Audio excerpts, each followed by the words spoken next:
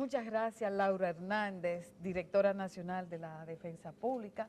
Vamos a aprovechar su presencia aquí para monitorear cómo anda la defensa pública en República ¿Qué es lo que es la Dominicana. defensa pública? Exactamente, ¿qué es lo que es y quiénes son los que tienen derecho a ser defendidos por los defensores públicos? ¿Cómo no? La defensa pública es un órgano constitucional cuyo mandato constitucional y legal es asistir a todos aquellos que por cualquier causa no tengan abogado y puedan verse sometidos a un proceso penal.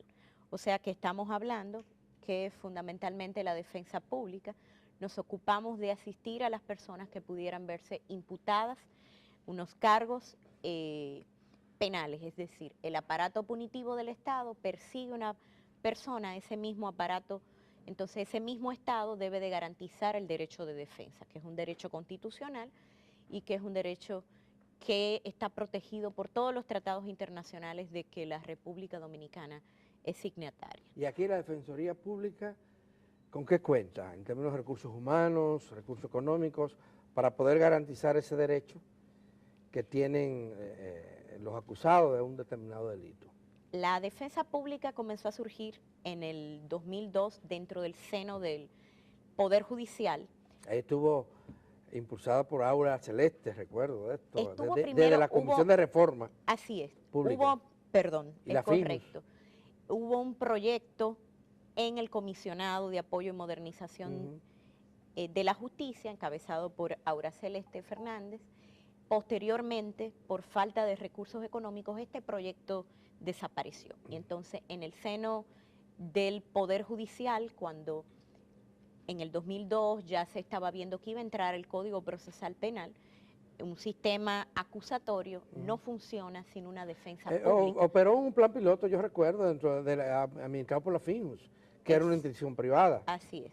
Pero con financiamiento internacional. Así es. Pero ya en el 2002 surge esta idea dentro del seno del Poder Judicial, primero mediante una resolución a partir del 2004 a través de la Ley de Defensa, que prevía su permanencia dentro del Poder Judicial por 5 años, para que no desapareciera como otros intentos que hubo anteriores de tener una defensa pública, y luego con la Constitución del 2010 se convierte en un órgano constitucional. Por eso, a partir de enero del 2010, la defensa pública recibe una partida presupuestaria en la Ley de Ingresos y Gastos Públicos, y estos son los recursos que le provee el Estado para poder tener asistencia. ¿Cuántos abogados y abogadas Nosotros tienen? tenemos unos 134 defensores públicos de carrera, que es el modelo que ha elegido la República Dominicana, y unos... ¿Qué es eso de carrera?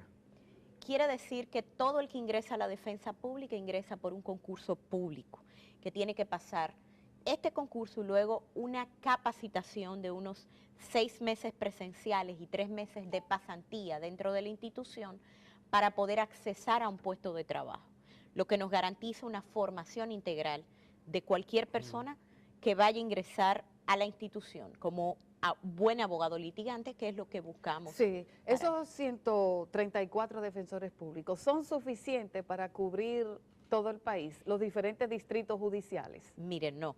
Nosotros tenemos en este momento 28 oficinas abiertas. Todavía nos restan 8 distritos judiciales donde tenemos abogados que están sirviendo a tiempo parcial con el modelo anterior, que eran los abogados de oficio, pero que poco a poco hemos ido disminuyendo para que hayan abogados adscritos contratados, que estos no son de carrera, pero las emergencias que tenemos de falta de personal por no contar con los recursos suficientes, vamos supliéndola. Pero lo ideal es que tengamos el número de defensores adecuados. Imagínense que nos enfrentamos en el día a día a los fiscales, al Ministerio Público, que son unos 800, y dicen no ser suficiente. Nosotros evidentemente están en desventaja. Estamos en desventaja numérica. Una de las críticas que se le hace al sistema judicial dominicano es la lentitud, sobre todo cuando se trata de gente sin recursos, pero también con los de recursos. Si lo que se trata es de evadir una sanción, los procesos son largos, larguísimos, tediosos. Y caros. Y caros. ¿En qué medida contribuye la Defensoría Pública a que esto se reduzca, a que estos plazos se reduzcan, a que estos procesos se atiendan? Miren, como nosotros decimos, y es uno de los lemas de la defensa pública, sin defensa pública no se podría dar el proceso penal. ¿Por qué? Bueno, aunque la defensa pública no es una caridad y no está para los pobres, sino que cualquier persona puede accesar a los servicios de defensa, no menos cierto, como usted bien señalaba, que la justicia penal es la cara de la pobreza en nuestro país. Los casos de personas con recursos económicos involucrados son los que salen en la prensa, pero el día a día de la mayoría de los procesos que se conocen en los tribunales del país son personas de escasos recursos y por tanto la mayoría de estas personas no cuenta con recursos económicos para pagar un abogado. Sin la defensa pública sus procesos no podrían conocerse porque de conformidad con la misma Constitución y el Código Procesal Penal, un proceso no se puede conocer sin que la persona esté asistida. Usted habla que no hay preferencia por atender los casos de los pobres, que no tienen recursos, y justo es una crítica que le hace el Colegio de Abogados, quien aquí en este mismo programa ha venido a señalar que ustedes defienden a gente que puede pagar un abogado y que eso va en detrimento de aquellos abogados que viven del ejercicio de su profesión. Bueno, yo le voy a poner el siguiente ejemplo. Es exactamente lo mismo que ahora la Asociación de Clínicas Privadas venga y se queje o le pida a Salud Pública que no abra nuevos hospitales, que no mejore la calidad de los servicios brindados, porque le está haciendo competencia desleal a las clínicas. O que la Asociación de Colegios Privados le diga a la Secretaría de Educación que no mejore la calidad de las escuelas públicas, que no abra nuevas escuelas públicas porque se está afectando el ejercicio privado. Entonces, esa no es la idea. La defensa pública es muy respetuosa del ejercicio privado de la profesión. ¿Y saben cómo ingresan la mayoría de los casos de personas con recursos a la defensa pública? Por el decreto del tribunal del abandono del abogado privado. Cuando en algún momento ha habido un abogado privado y se retira. Se retira. Pero a ustedes se les acusa también, bueno, voy a poner un ejemplo, de que los abogados, los defensores públicos, como táctica de su defensa, se retiran y entorpecen el desarrollo normal. Les pongo un ejemplo muy concreto. El 14 del mes pasado estaba conociéndose las 163 audiencias del caso del periodista Blas Olivo en Bonao. Y uno de los dos defensores públicos que habían sido cambiados habían pedido que necesitaban estudiar más el expediente. Ya se le había dado un chance para que lo estudiaran y no lo hicieron. Y ¿sabe? Se retiraron. Mire, y hubo que reenviar el si proceso. existe una queja concreta, nosotros tenemos una oficina de control de servicio para investigar.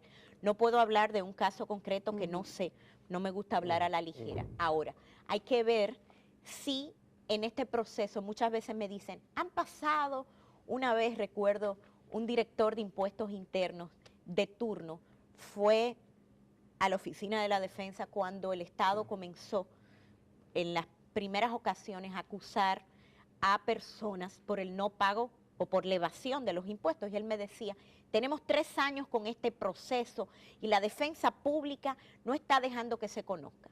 Yo le dije, no hay ningún problema, vamos a investigar. Habían intervenido 9 abogados privados.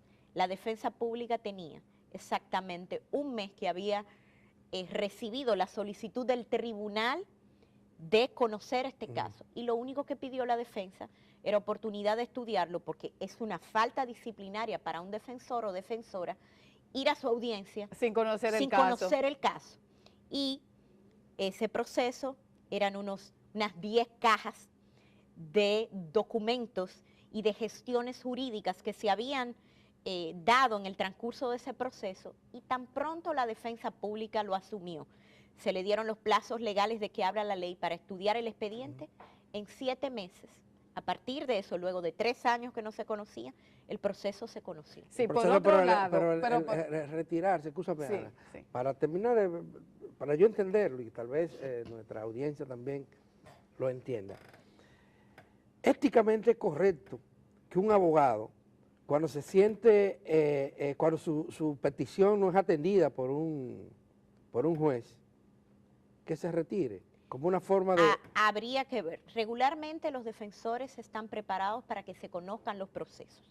No se utiliza como tácticas dilatorias que utilizan muchas veces los abogados privados. Ahora bien, recuerden que un defensor o una defensora pública, el principio que les rige es la parcialidad.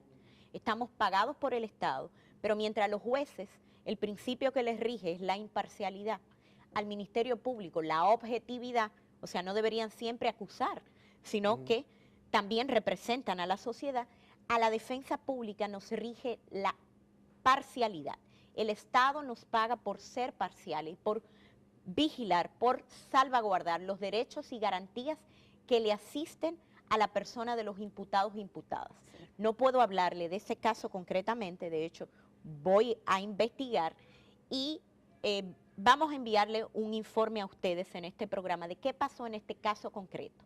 Si no se trataba de que el defensor estaba haciendo pedimentos legales o recusando a los jueces, no sé, o pidiéndole un plazo para estudiar el expediente que no le habían dado. Pero regularmente un defensor no está para evadir el conocimiento de los procesos. De hecho, todos los jueces, en los pocos lugares donde no hay defensa pública, los jueces llaman a la dirección de la defensa constantemente porque quieren tener defensores públicos para que sus procesos se conozcan. Miren, el año pasado, de los 26,000 y pico de procesos que manejó la defensa pública, 9,000 y pico entraron a la defensa pública por el decreto de un tribunal del abandono del abogado privado. O sea, porque abogados o dejaron de seguir en estos procesos. Eso ocurre con muchísima frecuencia y es una de las razones que explica por qué duran tanto los casos para ser resueltos. Sí, así mismo. Pero lo que a uno le extraña la defensa es que pública, la defensa pública no gana se nada con preste a eso. eternizar un el proceso. tiempo se termina, pero tengo una pregunta que no quisiera que se quedara, y son las críticas en contra de la Defensoría Pública, de que sus servicios es mayoritariamente o es a los imputados. a los imputados, a los agresores, en otro vocabulario para que la gente entienda. Entonces las víctimas se quedan sin Defensoría Pública. Explique cuál es la situación, por qué sucede eso, una situación de desigualdad en la sociedad dominicana. Yo estoy totalmente de acuerdo con las víctimas que reclaman, porque decimos que la justicia es gratuita, pero sabemos en la práctica que si usted no tiene recursos para contratar a un abogado, no va a poder reclamar algún derecho en justicia. Por esto, el artículo 177 de la Constitución, existen dos artículos, el 176 y el 177, prevé que la defensa pública debería tener como otra ala institucional abierta para otras materias, sobre todo víctimas. Y no la tiene, Sara. Y todavía no la tenemos por falta de presupuesto, exclusivamente. Bueno. Laura Hernández, directora de la Defensoría Pública, muchísimas gracias por haber Gracias a comparecido en esta mañana con nosotros. Qué interesante conversar con usted. Ojalá Agradecerle. investigue el caso de Blas Olivo. Sí, y agradecerle a Laura que hiciera una pausa para venir a compartir con nuestra audiencia. Y a ustedes, muchísimas gracias por su compañía durante esta mañana y les invitamos a que no nos dejen solo mañana. Desde las 6 de la mañana estaremos aquí conversando con ustedes sobre los temas de actualidad.